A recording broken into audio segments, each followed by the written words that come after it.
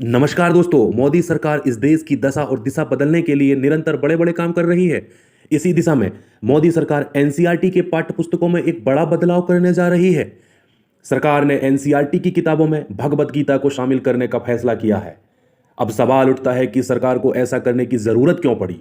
तो जवाब है, आजादी के बाद देश में नेहरू और कांग्रेस की सरकार द्वारा जो शिक्षा मंत्री दिए गए, ऐसे 5 शिक्षा मंत्री दिए गए जो अल्पसंख्यक थे, जिन्होंने अपने कार्यकाल के दौरान सिर्फ भारत का इतिहास ही नहीं बदला बल्कि आने वाली पीढ़ी को मुगल प्रेमी बनाने की पूरी व्यवस्था करके गए हैं। इन शिक्षा मंत्रियों ने हमारी किताबों को ऐसा रंग रूप दिया कि हमारी किताबों से हमारे देश का इतिहास ही गायब हो गया। हमारी किताबें मुगलिया राजाओं की वीरता एवं महानता की कहानियों से भर दी गईं। वहीं दूसरी तरफ महाराणा प्रताप जैसे वीरों को हम हारा हुआ दिखाया गया, टीपू और औरंगजेब का समर्थक बता दिया। हमें पढ़ाया जाता रहा कि अकबर एक महान राजा था, जबकि हल्दी घाटी के सच हो या मंदिरों के ऊपर अतिक्रमण का सच हो, आज सबके सामने है। इसीलिए हमारी किताबों को अब पीएम मोदी के कार्यकाल में निरंतर अपडेट किया जा रहा है। आपको मैं एक खुशखबरी और बता दूं कि आने वाली 26 जनवरी 2023 से नवीन पाठ्यक्रम लागू हो जाएगा। इन शिक्षा मंत्रियों ने हमारी पीढ़ियों को झूठा इतिहास पढ़ने पर मजबूर किया। लाखों हिंदुओं को मौत के घाट उतारने वाले मुगलिया सल्तनत के राजाओं को सेकुलर चेहरा देने के लिए सालों तक झूठा इतिहास पढ़ाया गया।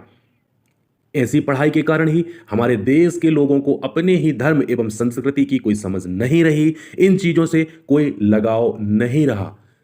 जहां एक तरफ दुनिया हमारी गीता और रामायण जैसे धर्म ग्रंथों पर रिसर्च कर रही है, अमेरिकी विश्वविद्यालयों में सालों से हमारी गीता जैसे धर्म ग्रंथ पढ़ाए जा रहे हैं, वहीं दूसरी तरफ आज़ादी के 75 साल बीत जाने के बाद भी हमारे ही देश में हमारे ही धर्म ग्रंथों को हमारी ही किताबों में जगह नहीं दी गई है। दूसरी तरफ चाहे जर्मनी हो, ब्रिटेन हो, अमेरिका हो, इनके विश्वविद्यालयों में हमारे धर्म ग्रंथों को रिसर्च किया जा रहा है, अपने विश्वविद्यालय अपने स्कूली पाठ्यक्रम में इनको शामिल किया जा रहा है। तो भारत इससे अछूता क्यों रहे।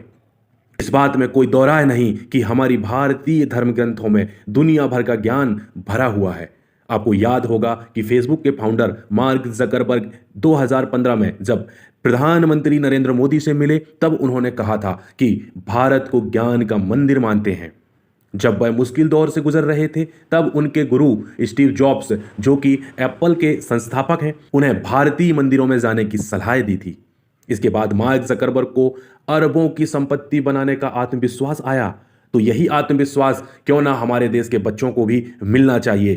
तो गीता हो, रामायण हो, महाभारत हो, उपनिषद हो, वेद हो, इनको भी हमारे पाठ्यक्रम में शामिल करने की चर्चाएं अब जोरों से चलने लगी हैं। सोचिए, अगर हमारे बच्चे भी इन धर्म ग्रंथों को पढ़ेंगे तो क्या हमें विश्वगुरु बनने से कोई रोक सकता है। वो तो हमारा सौभाग्य है कि मोदी सरकार ने हमें नए पाठ्यक्रम में हमारे धर्म ग्रंथों जैसे गीता, रामायण को पढ़ने का हमें मौका दे रही है। इससे पहले भी बीजेपी शासित राज्यों में हमारे धर्म ग्रंथों को पाठ्य पुस्तकों में शामिल किया जा चुका है, लेकिन अब मोदी सरकार इसे राष्ट्रीय स्तर पर पहुंचाने की तैयारी में जुट गई है।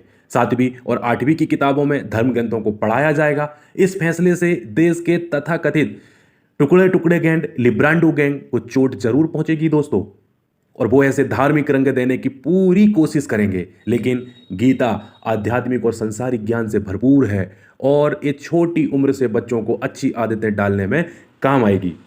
कांग्रेसियों की इन गलतियों को सुधारना जरूरी है। सही इतिहास, सही संस्कृति बच्चों को प्राप्त हो सके, इस क्षेत्र में यह जोरदार पहल है, क्योंकि हमारे बच्चों को सही इतिहास पढ़ाना है, क्योंकि हमारा देश को हमें विश्वगुरु बनाना है। दोस्तों, यदि आपको यह वीडियो पसंद आया है तो लाइक करें, शेयर करें और सब्सक्राइब करना ना भूलें। धन्यवाद। जय हिंद, जय भारत।